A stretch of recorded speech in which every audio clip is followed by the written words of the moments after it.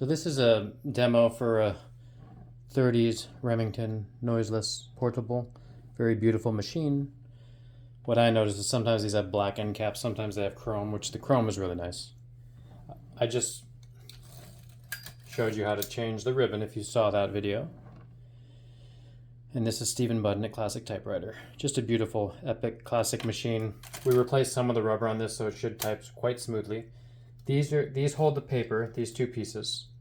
They kind of spring out and in. This little switch does single or double spacing.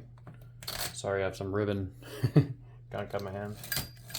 This releases the paper rollers. Forward is the traditional way. This little part here is a little bit non-intuitive. You pull that down while pushing the carriage knob in, and it locks the carriage. And then you pull that out again to unlock the carriage. There's some little rollers in here which they'll hold like cards and things to the plate, and if it's a little too tight, you can undo those. It doesn't make a huge difference. Black, 0, and the blank and the red. The blank is for if you want to do like a white out strip and you don't want this thing to lift. Backspace is fairly obvious. This is the carriage release lever. These are the margins. You push this little button and you move it over. Then you let it latch in. That'll let you know where the margin is. This has a bell, which is a little finicky little spring, which, occasionally has issues or breaks off. The machine will still work. It's just that bell is sometimes a little bit of a challenge. So I can't think of anything else. These covers cover where the ribbon goes, which it doesn't always go.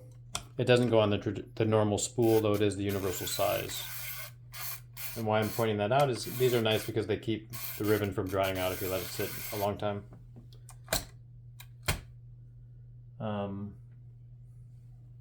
Though this button will allow you to move without the ratchet, and then when you release it, it'll go back to the ratcheting line by line. This is the carriage handle, which folds down when you're not using it. It has to fold down when you put it in the case or it'll break off. Usually when you buy these, or often, it's already bent or broken where it doesn't work. It's a bit of a challenge. Similarly, these rollers in the back often have flat spots, so these machines don't usually take paper unless they're redone. Just as a caveat, because people are like, I can get that for however many dollars. I'm like, okay. If you want to use it though, you better do something else. So this paper lines up with the left side guide. This is already used paper from the previous demo. And then generally you move this little holder. So I fed that in pretty easily. Setting up the margins. Odd size paper. So there you go. That's how this works. Move this sideways so my arm's not in the way.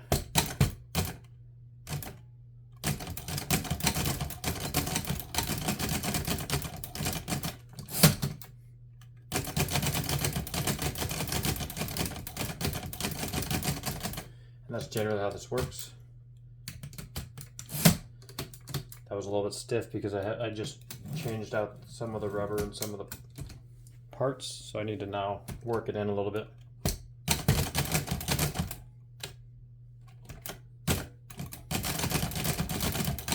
You can get a sense of the sound.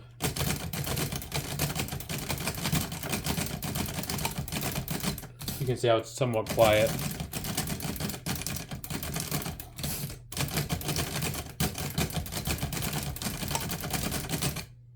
And that's just it's a beautiful appearance of type.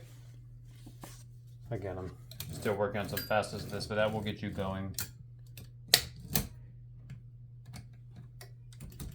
I locked the carriage as I often do. I hope you enjoy this tutorial. That's Stephen at Classic Typewriter. Thank you so much.